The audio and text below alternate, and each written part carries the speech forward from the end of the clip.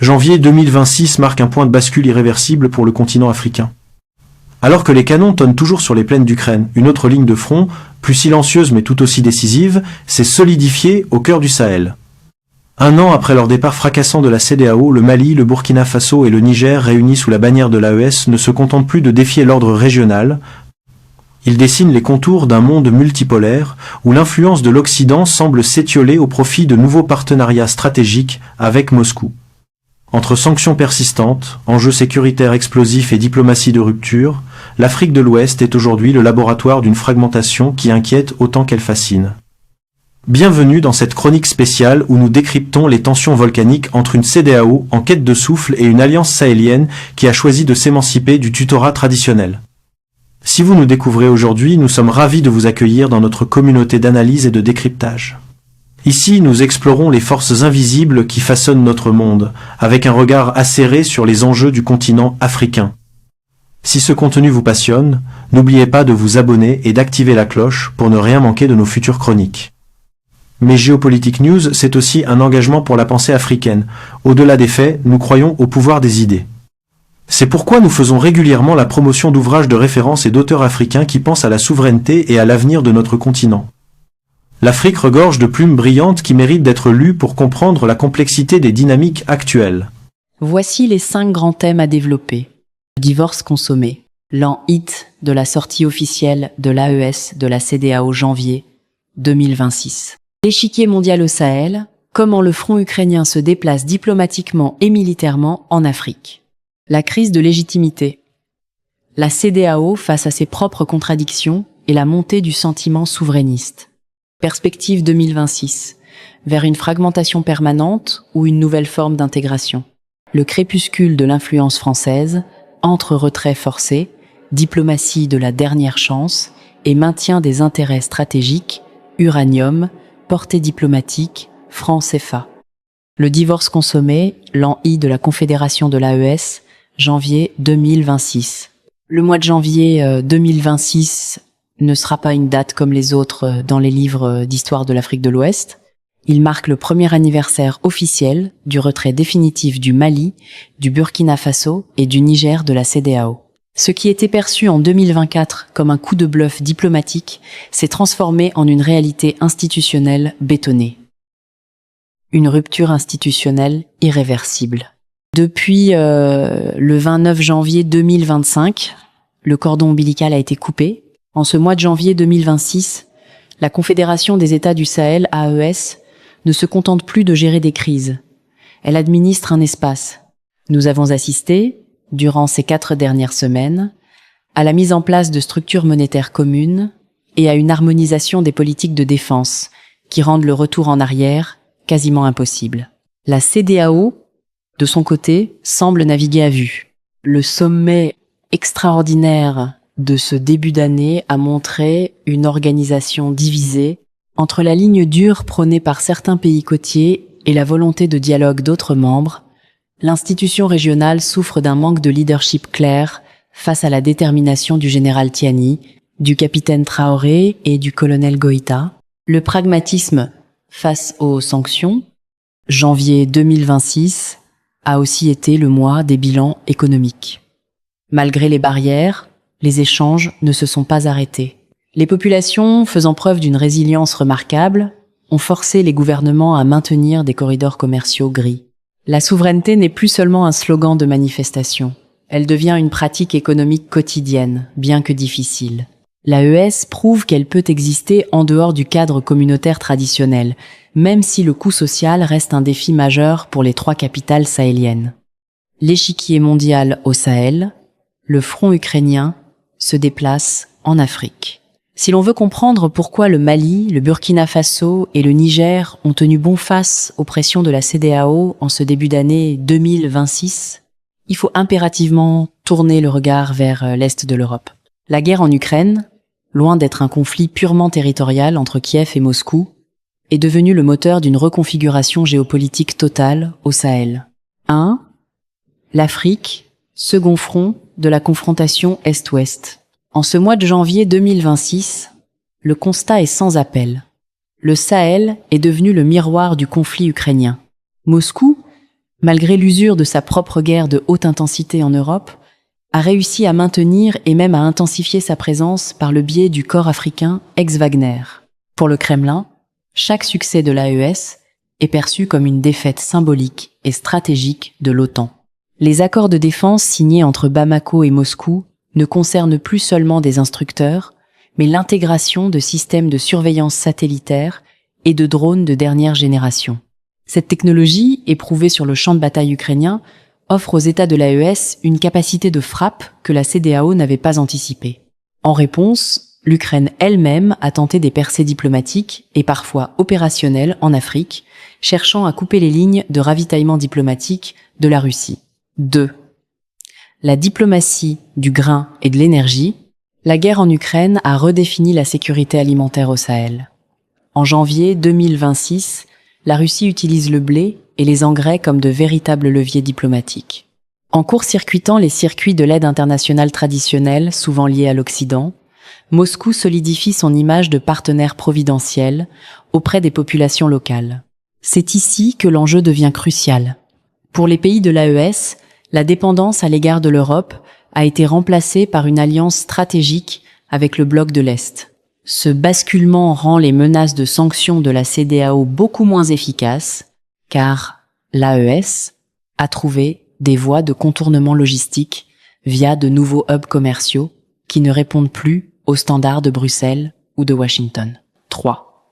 La fragmentation de l'ordre mondial à Bamako et Niamey. L'influence de la guerre en Ukraine se lie également dans le discours souverainiste. Les leaders de l'AES utilisent la rhétorique du double standard occidental. Ils pointent du doigt l'empressement de l'Europe à soutenir l'Ukraine au nom de la souveraineté, tout en refusant, selon eux, cette même souveraineté aux États sahéliens lorsqu'ils choisissent leur propre partenaire de sécurité. Ce chapitre de l'histoire montre que la CEDEAO n'est plus en conflit avec 3 États rebelles, mais qu'elle se heurte à un bloc soutenu par une puissance nucléaire mondiale. En janvier 2026, la géopolitique africaine n'est plus une affaire régionale. Elle est le terrain de jeu d'une nouvelle guerre froide où l'Afrique de l'Ouest refuse de n'être qu'un simple spectateur. La pensée africaine au cœur de l'action. Comme nous l'avons souligné au début de cette chronique, comprendre ces dynamiques nécessite de se plonger dans la littérature produite par nos propres penseurs. L'Afrique regorge d'auteurs qui, depuis des décennies, théorisent ce basculement vers la multipolarité. Focus littéraire. Nous vous recommandons vivement la lecture des ouvrages traitant du néo-panafricanisme au XXIe siècle. Ces auteurs décortiquent comment les alliances actuelles ne sont pas de simples changements de maître, mais des tentatives de rupture avec un système monétaire et sécuritaire jugé obsolète. La crise de légitimité, la CEDEAO face au miroir du souverainisme. En ce début d'année 2026, un vent de défi souffle sur les capitales d'Afrique de l'Ouest. La Communauté économique des États de l'Afrique de l'Ouest, CEDEAO, autrefois perçue comme le modèle d'intégration régionale le plus abouti du continent, traverse ce que de nombreux analystes appellent sa crise existentielle terminale. 1. Le paradoxe de la sanction, un boomerang politique. Le mois de janvier 2026 a été marqué par un désaveu cinglant. La Cour de justice de l'UMOA a annulé les sanctions prises contre le Mali il y a 4 ans, reconnaissant qu'elles manquaient de base légale. Ce verdict résonne comme une gifle pour le leadership de la CEDEAO à Abuja. Il confirme ce que les populations de l'AES martèlent depuis des mois. Les sanctions économiques ont été utilisées non pas comme un outil de médiation, mais comme une arme politique dictée par des agendas extérieurs. Cette perte de crédibilité juridique nourrit un sentiment de trahison. Pour la jeunesse ouest-africaine, dont la confiance envers l'organisation est tombée sous la barre des 35% selon les derniers sondages de janvier 2026, la CEDEAO n'est plus le syndicat des peuples, mais celui des chefs d'État en place. 2. L'AES, un modèle de souveraineté concrète. Pendant que la CEDEAO tente de réinventer son logiciel diplomatique, l'Alliance des États du Sahel, AES, consolide son ancrage populaire. À Niamey, Bamako et Ouagadougou, ce premier mois de l'année a vu des manifestations monstres célébrant l'an de la libération. L'AES ne se contente plus de mots.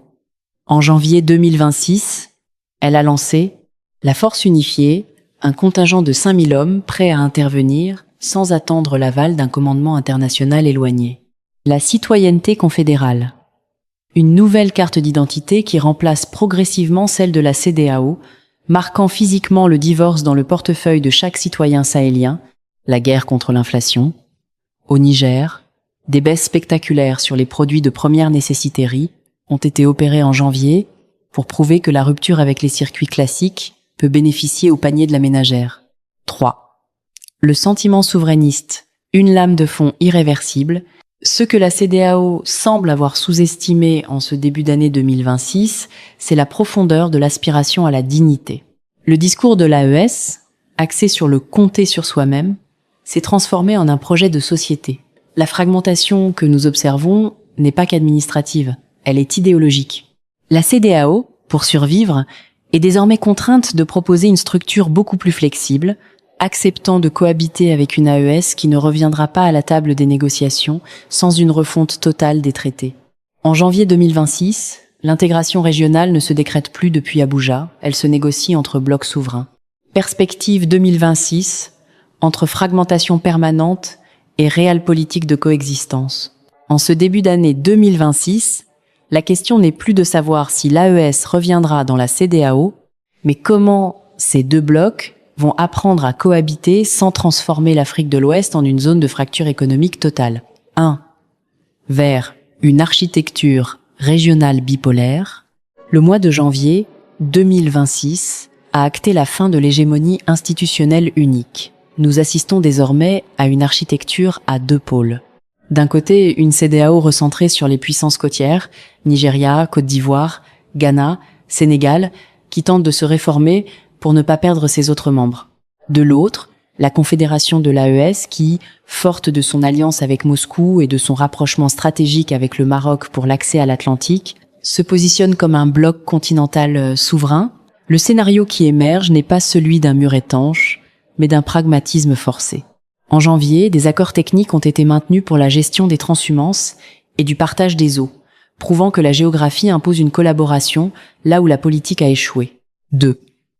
Le choc des souverainetés monétaires, l'un des enjeux majeurs de cette année 2026, dont les premières pierres ont été posées ce mois-ci, est la question monétaire.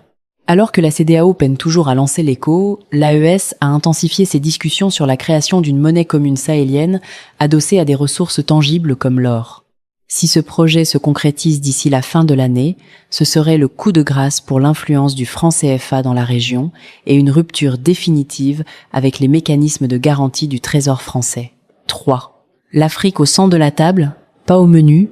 La perspective 2026 montre une Afrique de l'Ouest qui n'est plus seulement un terrain d'affrontement, mais un acteur qui choisit ses dépendances. En diversifiant ses partenaires, Russie, Turquie, Chine et l'initiative marocaine de désenclavement, l'AES force la CEDEAO et ses partenaires occidentaux à repenser leur offre. Le risque de fragmentation est réel, mais il porte aussi en lui la promesse d'une compétition qui, si elle est bien gérée, pourrait forcer une montée en qualité des gouvernances régionales.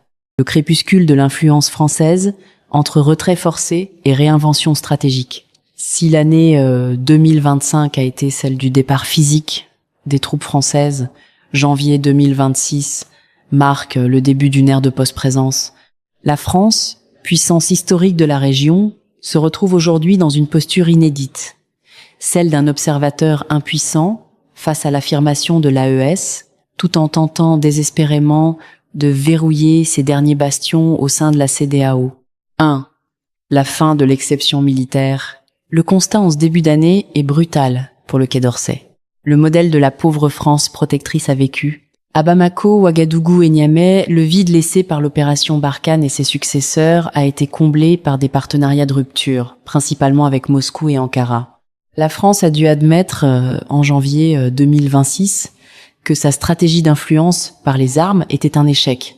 Paris tente désormais une approche à l'allemande ou à l'américaine, plus de discrétion, plus de formation technique et surtout un effacement total des symboles de souveraineté pour éviter d'alimenter davantage la colère des rues sahéliennes. 2. La bataille économique et monétaire, le franc CFA sur la sellette, c'est sur le terrain du portefeuille que se joue la survie de l'influence française.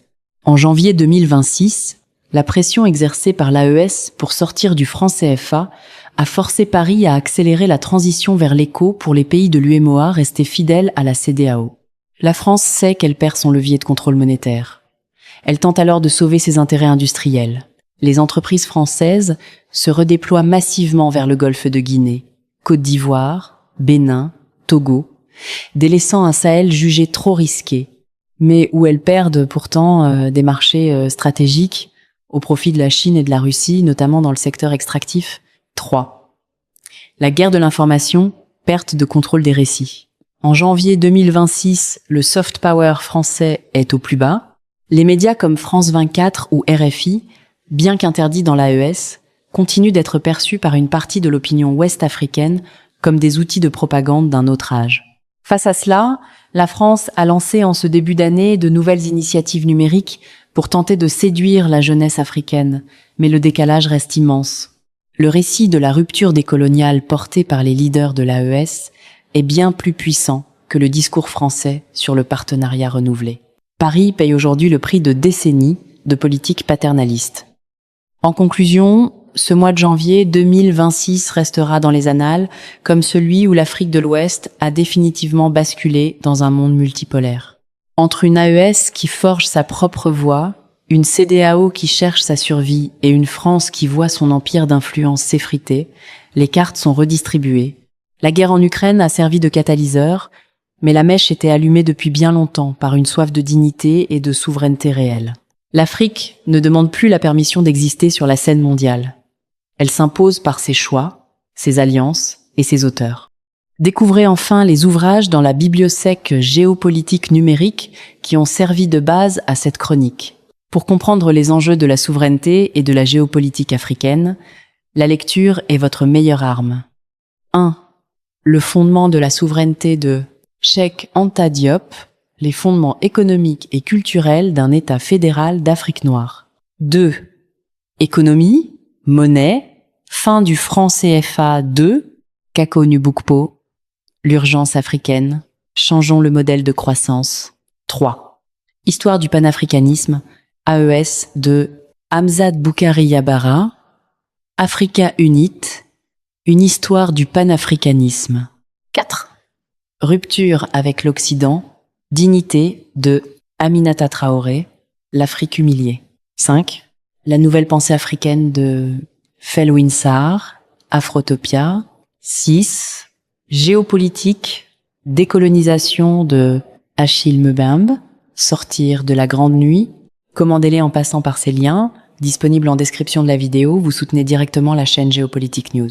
Merci pour votre force. Nous arrivons au terme de ce long décryptage sur Géopolitique News. Nous espérons que cette analyse vous aura permis de mieux saisir la complexité des enjeux actuels. N'oubliez pas que pour changer le monde, il faut d'abord le comprendre par soi-même.